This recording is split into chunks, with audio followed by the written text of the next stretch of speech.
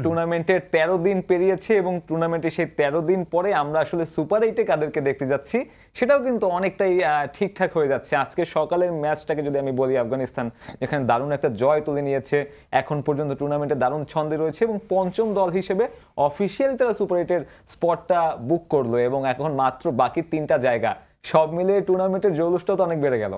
হ্যাঁ, obviously England এবং পাকিস্তানকে নিয়ে তারা নিশ্চয়ই তাদের মতো করে হিসাব করছে। বাংলাদেশ এদিক দিয়ে আমার মনে হয় তারা ধরেই নিতে পারে যে তারা যাচ্ছে, বিকজ তারা নেপাল একমাত্র দল বাকি, তো নেপালকে হারাবে এটা আমরা মনে করাটা অন্যায় হবে না। অ্যান্ড বাংলাদেশ কৃতিত্বের সাথেই খেলেছে, বাট পাকিস্তানকে যদি আজকে আয়ারল্যান্ড এবং ইউএসএর সাথে খুব ইম্পর্টেন্ট একটা খেলা আছে, যদি আয়ারল্যান্ড যদি ইউএসএকে হারিয়ে দেয় সেক্ষেত্রে পাকিস্তানের কিছুটা সুযোগ থাকলেও থাকতে পারে।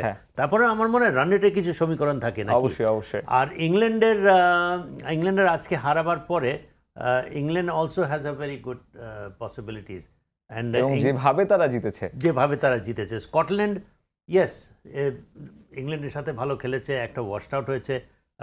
I think Australia obviously the deserving side, but England যদি না থাকে একটু কিন্তু দুঃখ পাবো। অবশ্যই আমরা যদি দেখে আসতে চাই যে 5 দল বিশ্বকাপের এখন পর্যন্ত সুপার 8-এর 5টা স্লট বুক দিয়ে ফেলেছে, সবাই বড় নাম।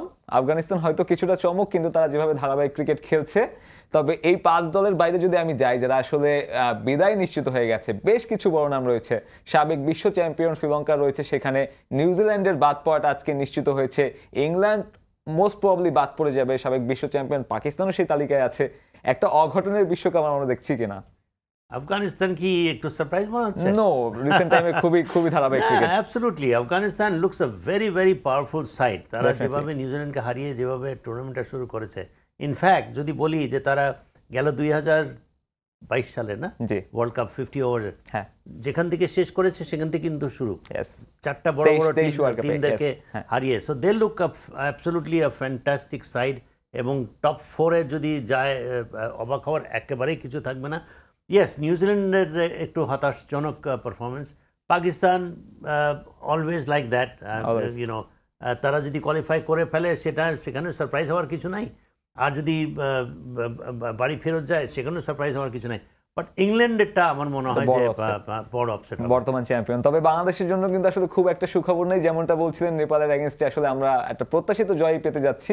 সুপার 8-এ বাংলাদেশের দলের আসলে বাংলাদেশের যে গ্রুপটা যেমন হবে, এখানে আসলে খুব একটা সুখবর নেই। আমাদের অপোনেন্ট হবে অস্ট্রেলিয়া, ভারত এবং আফগানিস্তান। আফগানিস্তানের কথা বলছিলেন, দারুণ একটা ক্রিকেট খেলছে, তাদেরকে হালকা করে নেওয়ার কোনো সুযোগ নেই। ইন্ডিয়া এবং অস্ট্রেলিয়া এদেরকে আলাদা করে, তার থেকে বড় বিষয় আমাদের 21 জুন ভোর 6:30টায় ম্যাচ প্রথমটা, এরপরেই কিন্তু আমাদের 22 তারিখে ইন্ডিয়ার এগেইনস্টে খেলতে হচ্ছে, অর্থাৎ আমরা 24 ঘন্টার কিছু বেশি সময় পাবো। এটাও একটা বাংলাদেশের জন্য বড় সমস্যা কিনা? যদি একটা রিদমে থাকে আমি এগুলোকে সমস্যা বলবো না। সেই বাংলাদেশের কি ইন্ডিয়া এবং আফগানিস্তানকে কিন্তু বিভিন্ন সময় কিন্তু হারিয়েছে, অস্ট্রেলিয়াকে কিন্তু হারাবার খুব বেশি বাংলাদেশের রেকর্ড অ্যাজ সাচ নাই। So I don't think that Bangladesh will be feeling very confident beating Australia, but India এবং আফগানিস্তানকে it will be tough, এবং বাংলাদেশ যদি এদেরকে হারায়, frankly speaking, আমি অবাক একেবারেই হব না।